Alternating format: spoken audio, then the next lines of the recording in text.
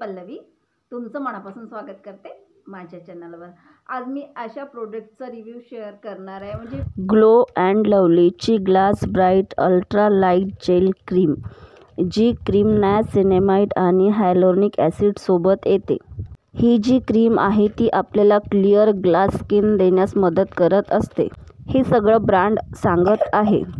ही जी cream 2 साईजमध्ये available आहे। याच्यात छोटा साईज 75 रुपीजमध्ये अवेलेबल मिळते। जर ट्रायल करायचा असेल तर छोटा साईजच घ्या। याची पॅकेजिंग कार्डबोर्ड बॉक्समध्ये अवेलेबल आहे आणि आतमध्ये प्लास्टिकचा जार अवेलेबल आहे। ही प्रोडक्ट करते काय? यात हायलोनिक सिरम आहे जे आपल्या स्किनला हायड्रेट करते आणि ग्लोईंग इफेक्ट देत असते।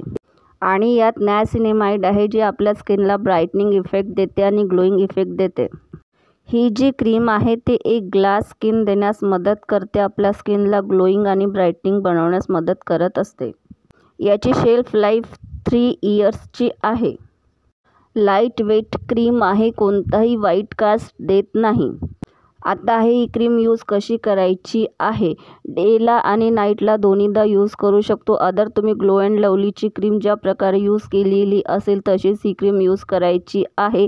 सर्वात पहिले फेस वॉश करायची आहे। कोणताही स्किन केअर असो, फेस वॉश करा आणि त्यानंतरच यूज करा। फेस वॉश करायचं आहे, थोड्याशा अमाऊंटमध्ये हातावरती घ्यायची आहे आणि पूर्ण स्किनवर 1 सेकंद 2 सेकंद मसाज करून घ्यायची आहे आणि ते ठेवायची आहे। अशा प्रकारे ही क्रीम यूज करायची आहे।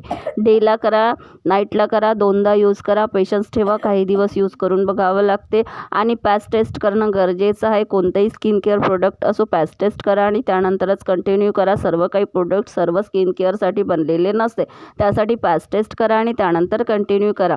याचा सर्वात पहिले छोटा साईजच घ्या आणि पॅच टेस्ट करून बघा, यूज करून बघा आणि ते काही दिवस यूज करावी लागेल, त्यानंतर याचे इफेक्ट आपल्याला दिसतील। या कंपनीचा क्लेम आहे की जर ही क्रीम आपण काही दिवस यूज केली तर आपल्या फेसवरचे छोटे मोठे दागधब्बे कमी होतील आणि आपल्याला एक ग्लास ब्राईट स्किन देईल।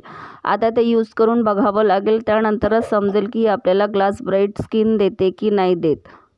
ह्या क्रीममध्ये हायलोनिक ॲसिड आहे म्हणून आपली स्किन जी व्हाईट कास्ट देणार नाही, पहिलेसारखी जी Glow and Lovely white cast देत होती म्हणजे व्हाईटनेसपणा सोडत होती, त्या प्रकारे व्हाईटनेस सोडणार नाही, म्हणजे आपल्या स्किनला एक ग्लास ब्राईट लुक देणार। आणि हायलोनिक ॲसिड आहे त्यामुळे ते स्किन हायड्रेट होणार। या प्रकारची ही क्रीम आहे। जर माझा व्हिडिओ तुम्हाला थोडाही आवडला असेल तर please like, share and subscribe.